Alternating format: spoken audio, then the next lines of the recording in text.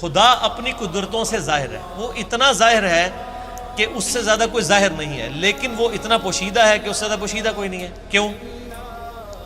آپ مجھے بتائیں، اگر آپ کسی ایسے شخص کو اس دنیا میں لائیں جس کا یہ کبھی ایکسپیرینس نہ ہو کہ مرغی کے انڈے میں سے چوزا نکل سکتا ہے، اور آپ اس کو بتائیں یہ دیکھو یہ مرغی نے جو انڈا دیا ہے نا، اس کو ذرا توڑو، وہ توڑ کے دیکھے، اس میں ایک لیسدار مادہ نکلے، اس کا ایک کور ہو، پھر آپ اس کو کہیں کہ یہ جو انڈا ہے یہی مرغی 22 دن کے لیے اپنے نیچے رکھے گی یا کسی مشین میں ہم رکھیں گے، اس میں سے ایک زندہ مرغی اور نکل آئے گی چھوٹی سی۔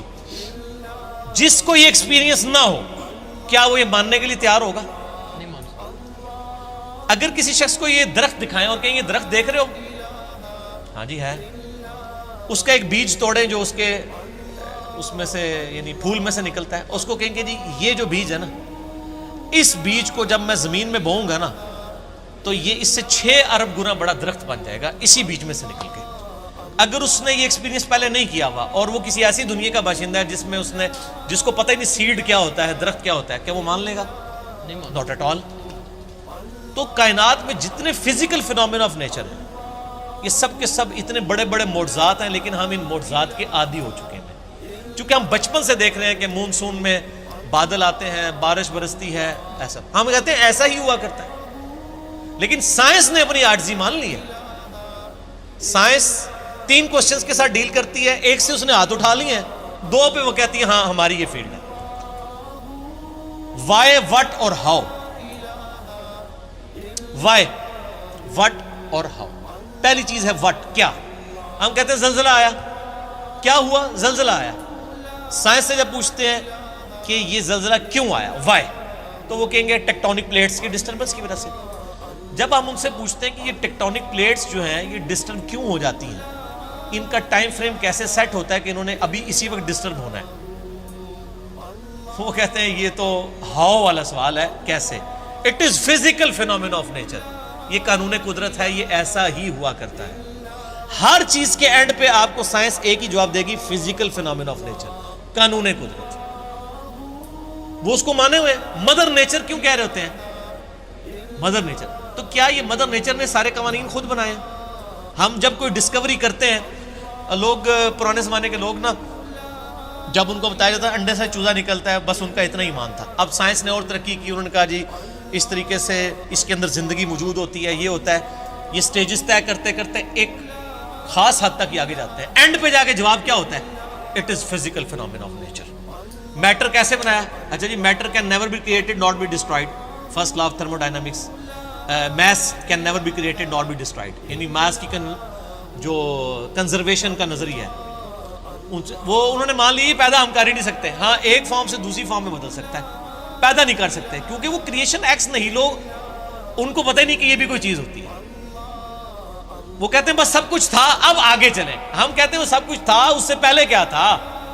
وہی چیز ہے، وہ جیسا ڈارون نے کہا ہے کہ میں جب بھی مور کو دیکھتا ہوں نا مجھے بخار چڑھ جاتا ہے، کہ جب یہ مور پر پھیلاتا ہے، یہ اتنے آرگنائزڈ، کیا اس نے مور نے خود اپنے آپ کو بنا لیا یا اس کو کسی نے بنایا؟ اگر کسی نے بنایا ہے تو کریٹر کا کانسیپٹ تو الٹیمیٹلی، پھر آخری جو کوسچن تھا وہ گاڈ کو کس نے کریٹ کیا، اس پہ میرا وہ لیکچر تھا، ہو کریٹڈ گاڈ، اور جدید شیطانی وسوسوں کا تحقیقی جائزہ، an intellectual reply to professor Richard Dawkins جو آکسفورڈ کے پروفیسر ہیں، ان کی کتاب دا گاڈ ڈیلوژن، جو اس وقت ٹیکسٹ بک سمجھی جاتی ہے ایتھیزم کی، اس کے جواب میں میرا وہ لیکچر تھا۔ پھر میں نے اس میں میتھمیٹیکلی اس چیز کو ثابت کیا، جتنے فزیکل فینومینا آف نیچر ہیں یہ صرف ایکسپلین کرتے ہیں یہ چیز کیسے ہو رہی ہے، لیکن یہ اس کی اوریجن کیا ہے؟ سورج مشرق سے نکلتا ہے، یہ ایک انفارمیشن ہے، اس انفارمیشن نے سورج کو پیدا نہیں کیا۔ اب جتنے میتھمیٹیکل فارمولے، میتھمیٹیکل جتنے بھی ایکویشنز ہیں وہ ایکسپلین کرتی ہیں ورکنگ کو، ان ایکویشنز نے اس چیز کو پیدا نہیں کیا ہوتا۔ سورج کے اوپر آپ کیمیکل فارمولے لکھ لیں، یہ ہیلیم سے بنا، ہائیڈروجن، یہ فارمولے ہیں نا، کیا ہیلیم نے سورج کو پیدا کیا ہے؟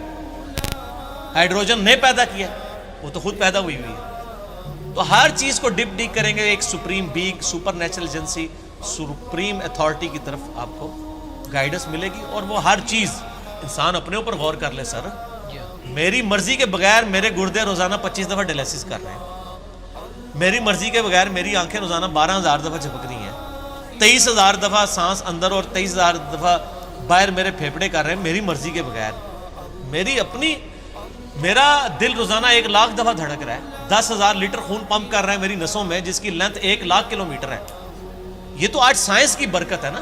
ریویلڈ نالج کے بعد یہ ایکوائرڈ دو ہی نالج ہے نا اسلام میں، یا ریویلڈ نالج ہے وہی کا علم، یا acquired knowledge, knowledge obtained through observations and experiments. Definite علم ہے. اسی ایکوائرڈ نالج نے آج ہمیں اس قابل کیا. یہ میری ویڈیو ریکارڈ ہو رہی ہے. آج انسان کو اللہ تعالیٰ نے کتنا ایک ترقی کروائی کہ اس نے کیا کچھ نہیں کر لیا. لیکن بایولوجی کا ایک لا انہوں نے فائنل کر لیا کہ living things can never be created out of non living things. زندہ چیز زندہ سے ہی بنتی ہے.